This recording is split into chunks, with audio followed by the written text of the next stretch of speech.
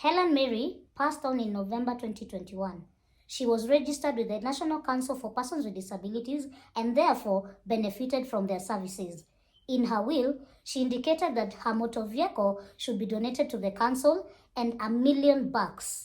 Take a look at that story.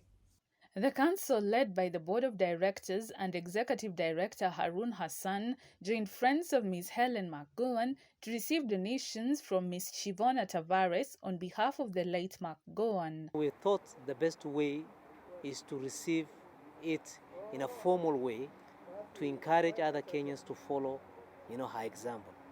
So the 1 million Kenya shillings she has donated to us, we are establishing a scholarship under her name, Helen McGowan. To educate one child in Kenyan public institution is approximately about 50,000 Kenya shilling.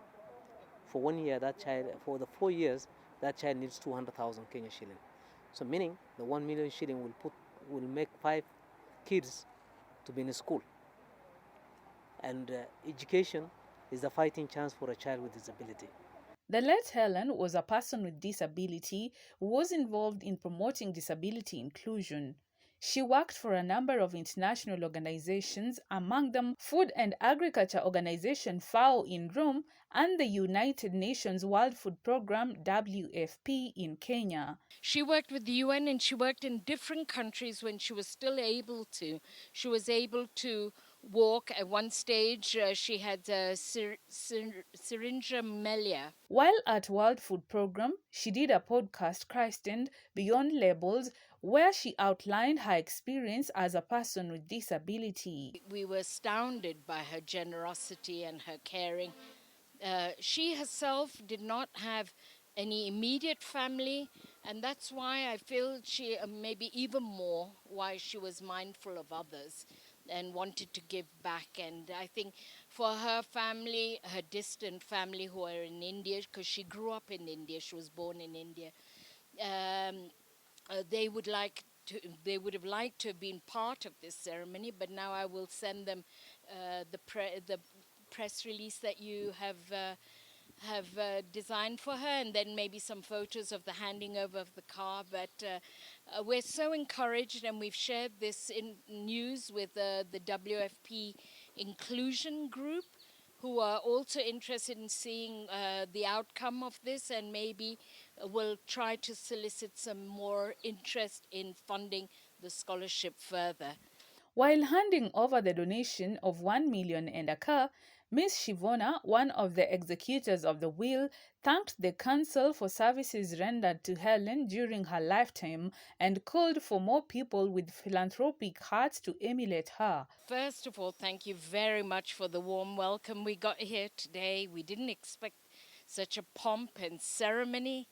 I think, we all do it in Helen's name and in her memory. And, when the director was saying she's not with us here today, but in fact, she is here with us today, in spirit, in her legacy that she's left to the NCPWD and to the thought she put into making, keep on giving even after her life.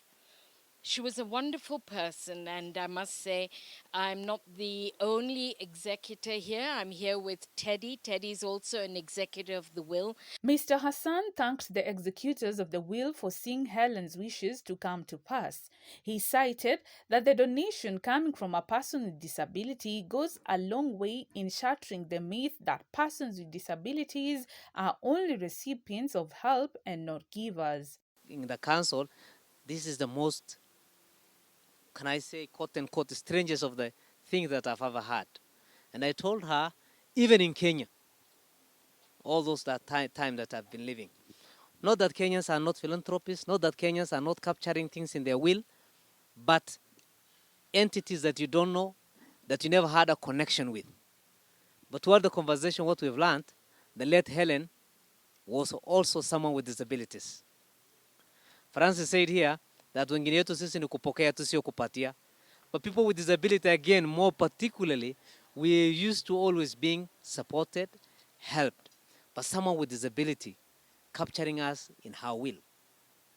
That's a clear testimony that someone can live even beyond, their time in this world. The 1 million donation will be channeled into establishing an educational scholarship in her name, the Helen McGowan Scholarship, while the vehicle will serve at the council's offices and be used as a model of disability-friendly vehicle designs. So we told Shivona that we will use the gesture of the late good lady as an opportunity to inspire many other Kenyans, including ourselves, that one day, one time, all of us we will live. And what will follow us is the action that we leave behind. And one of the actions are how much have we touched people and people's life. So we say the 1 million shilling Kenya she has donated to our kitty, we will establish a scholarship under her name. And we use that scholarship to inspire many other people so that it don't die, that it will continue and continue and continue. To educate one child in Kenyan's public secondary school, in the most exaggerated figure, is 50,000 Kenya shilling. Public school, that is. For the 4 years, what it means, that child requires 200,000. So the 1 million means it will keep 5 kids in a school to complete, the O level. That's an amazing thing. So we say that we're going to kick off starting January next year when the kids are going to Form 1. And we're going to publicize this, advertise, put a product around it, and encourage many other Kenyans to come and support such initiative. Director Harun Hassan joined the friends of the late in calling for more well wishes to contribute into the scholarship to reach as many students with disabilities as possible. So the late Helen's story is a clear testimony that we should wake up. We shouldn't be rich to help. Yes, today she's not with us, but we are having her name here. We have her portrait here. The 5 kids that will go to school from next year, we will induct them in the ways of Helen. Because as a council, we have introduced career guidance and mentorship program. One of the areas that we want to put emphasis around is everybody should have an understanding of where they came from, who touched their life, and the responsibility that we all have in changing the life. Only one person can change the world, isn't it? Yes. So I think this is that's why we felt together with the colleagues in the council that we should put a small kind of a get-together, inform our board, coincide it with the time our board will be having a meeting, because some of our boards are already for the idea that this is a challenge to us. Even ourselves, we can initiate. In this country, we have challenges of funding. We're unable to meet the quota. We're unable to meet even a half of the target of the kids that we want to take to school, from the government, budgets. So if we continue to encourage ourselves in this format, I think we're going to go very far. Let's take a look at the UN Convention on the Rights of Persons with Disability. Article 25 of the UN Convention on the Rights of Persons with Disabilities states that state parties shall, Part B, provide those health services needed by persons with disabilities, specifically because of their disabilities, including early identification and intervention as appropriate, and services designed to minimize and prevent further disabilities, including among children and older persons. We've come to the end of the show, but keep interacting with us here on KBC Channel 1. I've been your host, Jane Theory. Goodbye. We are here and we are strong. Let's be counted as we move on. Make a difference, change lives as we tell our different stories. We are capable, beautiful. We are born to do great things.